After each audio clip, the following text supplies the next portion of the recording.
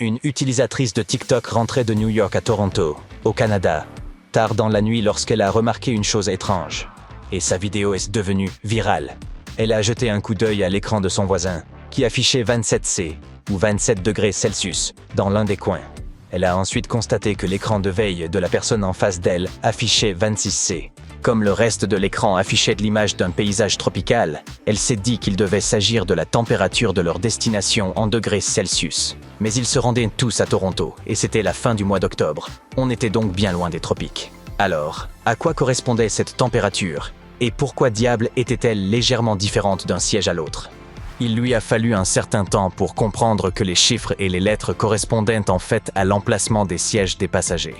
De nombreux utilisateurs de TikTok ont soutenu la jeune femme et ont indiqué qu'ils avaient dû lire les commentaires pour comprendre ce qui se passait vraiment. Un avion est généralement divisé en plusieurs zones. Chacune d'entre elles dispose de son propre contrôleur de climatisation. Ces gadgets ressemblent aux boîtiers de thermostat que la plupart des gens ont chez eux, sauf que chaque boîtier de chaque zone de la cabine d'un avion dispose d'un réglage distinct. Ainsi, les températures peuvent être légèrement différentes selon l'endroit où vous êtes assis. Mais les membres de l'équipage règlent généralement la température entre 21 et 24 degrés Celsius pour que vous vous sentiez comme chez vous. C'est la température que vous réglez le plus souvent sur votre thermostat à la maison, n'est-ce pas? Et comme les températures corporelles varient d'une personne à l'autre, l'équipage de l'avion vise le plus souvent le bas de cette fourchette, en particulier en été, lors des vols du matin ou de l'après-midi. Il est préférable d'avoir un peu froid plutôt que de transpirer, car il est plus difficile de respirer quand il fait trop chaud. Et ceux qui ont le mal des transports peuvent se sentir encore plus mal si la température est élevée et s'il y a des turbulences. La climatisation de la cabine s'étend également à la soute, au-dessous de la cabine des passagers. Il fait beaucoup plus froid dans cette partie de l'avion. De plus, la soute est moins bien isolée que la cabine. Il fait environ 6,5 degrés Celsius dans la soute d'un Boeing 767. Mais dans la zone où voyagent les animaux domestiques, il fait en principe à peu près 20 degrés Celsius. Selon la position de l'avion, la chaleur provient de 3 sources principales. Lorsqu'un avion est stationné à la porte d'embarquement, il utilise habituellement une source d'air provenant du sol.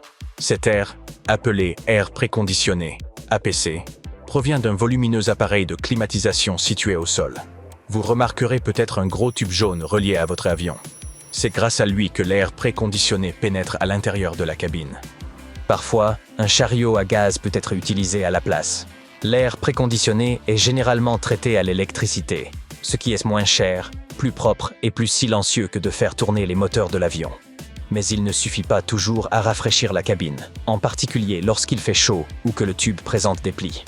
Des villes comme Las Vegas et Phoenix, où il fait très chaud, disposent de certains des meilleurs systèmes d'air préconditionné des États-Unis.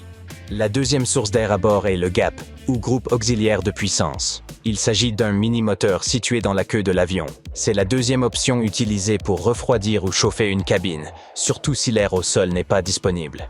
Le GAP peut fonctionner même quand il fait extrêmement chaud. Lors d'escales rapides, le GAP peut rester en marche afin de maintenir l'air ambiant à un niveau confortable.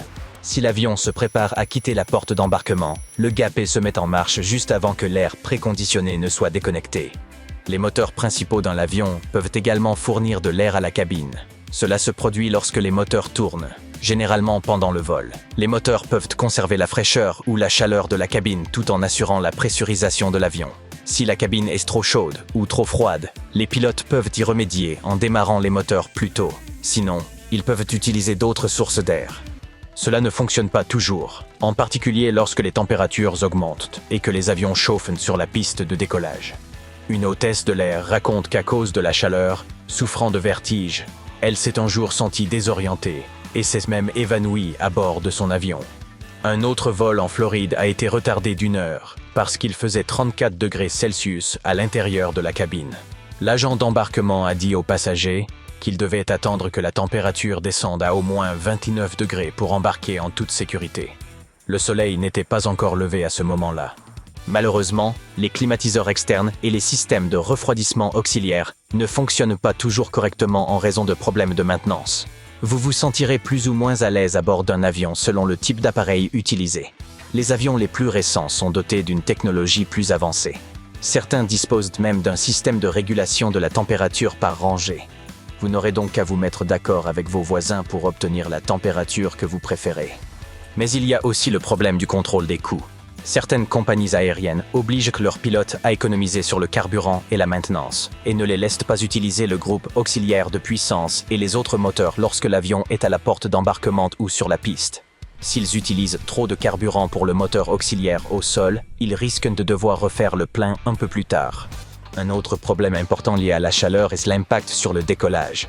Les avions sont très lourds et la gravité les attire vers le sol.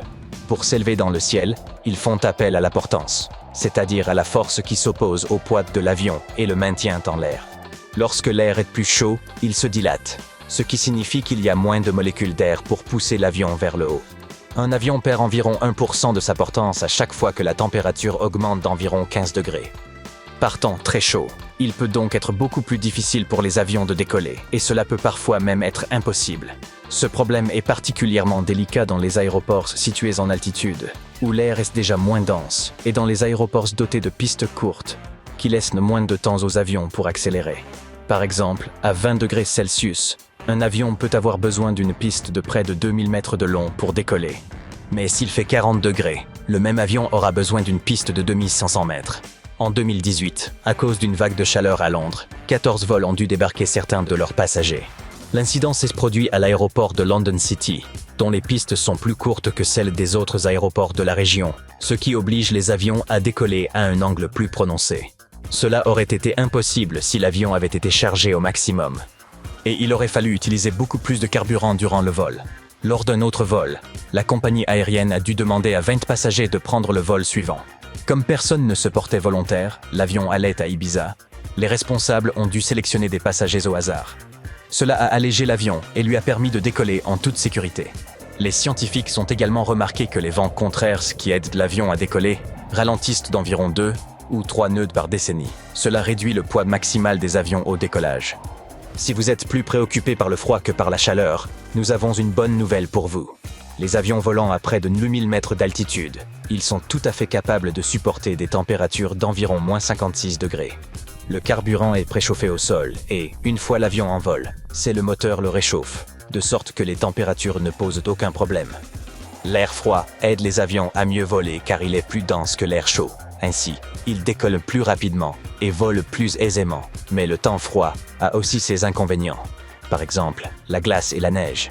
Si de la glace vient se coller sur, mettons, les ailes de l'avion, cela peut perturber le passage de l'air et donner des difficultés aux pilotes. Pour remédier à ce problème, le personnel au sol pulvérise généralement un liquide anti-gel sur les ailes afin de faire fondre la neige et la glace. Une fois l'avion en vol, les ailes sont protégées de la glace, car les moteurs les réchauffent, et la vitesse de l'avion empêche la neige d'adhérer au fuselage.